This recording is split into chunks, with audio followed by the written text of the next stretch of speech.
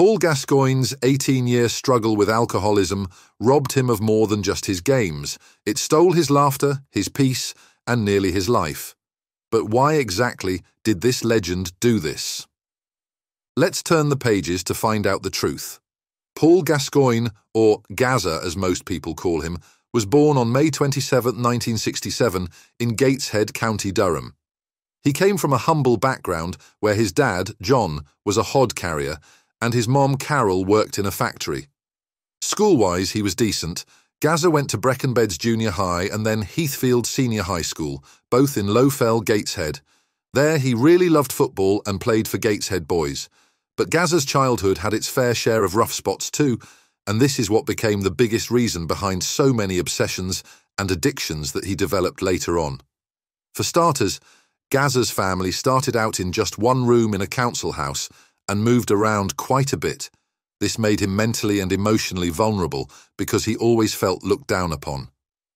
When he was just 10, he witnessed a tragic accident where a young friend's brother died. That event really shook him up. Around that same time, his dad began having seizures. Gazza himself started to develop some obsessive behaviors and twitches, and he tried therapy for a bit, but he quit when his dad wasn't too sure about the treatment methods. It was a tough time, but football was always his escape. Gazza started making waves early in his career. As a young talent, he led Newcastle United's youth team to win the FA Youth Cup in the mid-80s. His performance was so impressive that he quickly made his debut with Newcastle's first team. Known for his creativity in midfield, Gazza's skills were undeniable. His rising star status led him to Tottenham Hotspur in 1988, where he transferred for a record fee at the time. At Spurs, Gazza continued to shine, especially remembered for his crucial role in getting the team to the 1991 FA Cup final. Unfortunately, this same match also saw him suffer a severe knee injury, which was a big blow to his career. But Gazza wasn't done yet. He moved to Lazio in Italy in 1992, where he became famous not just for his game, but also for his off-the-field antics. His time in Italy had its ups and downs, marked by brilliant plays and personal challenges. He was practically a football superstar, and whatever he did made him more and more admirable. Then, in 1995, Gazza joined Rangers in Scotland and found a new peak in his career. He was sensational, helping the team win titles and even scoring a hat-trick that secured a league victory. However, his life off the pitch began to overshadow his football success, especially his battles with alcohol, which no one knew about.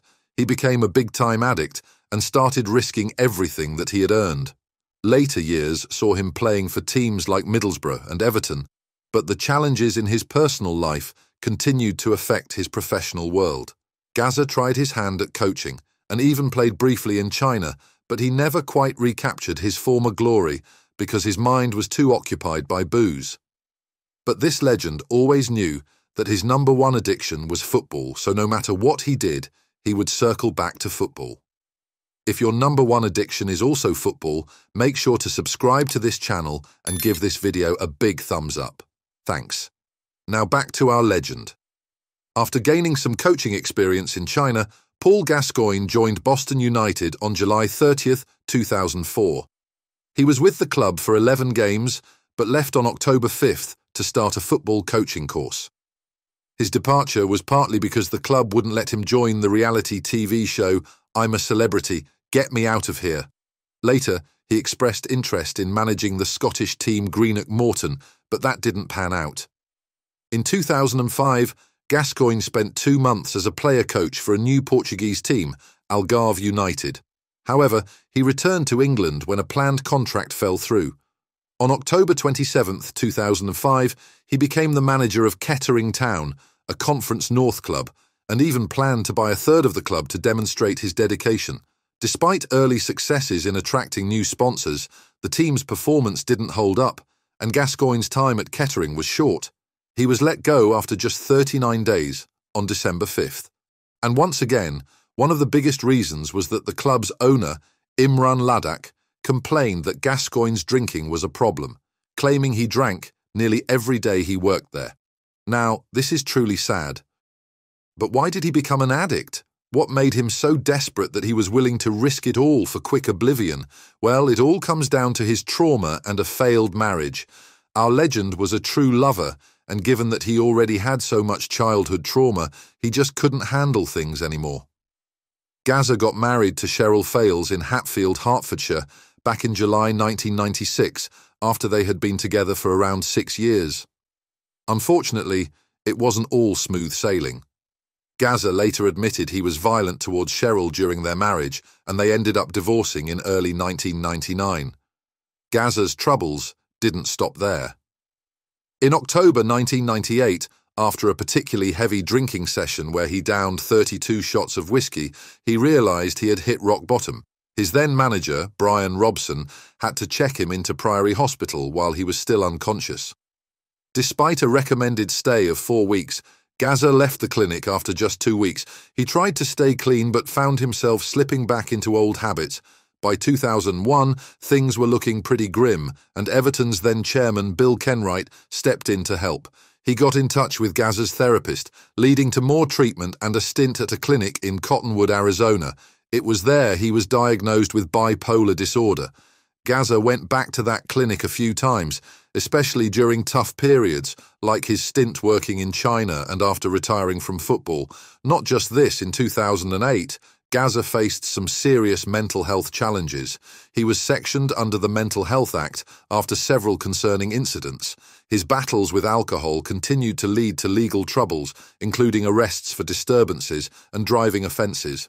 One bizarre episode in 2010 involved him showing up at a police standoff, claiming to know the fugitive involved.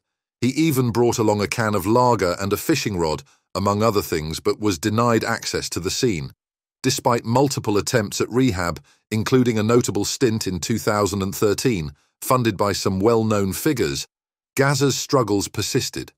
He found himself in and out of the hospital and in trouble with the law, including a fine and restraining order in 2015 for harassment and assault. Alcohol wasted his years. In fact, it wasted his experience in life. He was and still is a legend, but it would only be fair to call him a broken legend. It started with painful experiences as a child, like losing a friend and seeing his father get sick. These events left him feeling sad and worried, and these feelings never really went away. As he grew up and became a famous football player, the pressure and attention only made his sadness and anxiety worse. To cope with these overwhelming emotions, Gazza turned to alcohol. It seemed to help at first, but it didn't solve the real problem. Despite his exceptional talent in football, Gascoigne faced significant emotional challenges. The pressure of his high-profile career, coupled with his struggles, led him to alcohol abuse. He tried rehab several times and received support from friends and colleagues, but overcoming his addiction was extremely difficult. All in all, Gascoigne's life serves as a sad reminder of the critical need for early intervention and consistent support for those battling mental health disorders and addiction. While his achievements on the football field are celebrated, his personal struggles also highlight the dangers of neglecting mental health and the destructive paths that can result from untreated emotional pain. So, what part of Paul Gascoigne's story touched you the most, and what lessons can we all learn from his battle with addiction and mental health challenges? Share your thoughts in the comments below.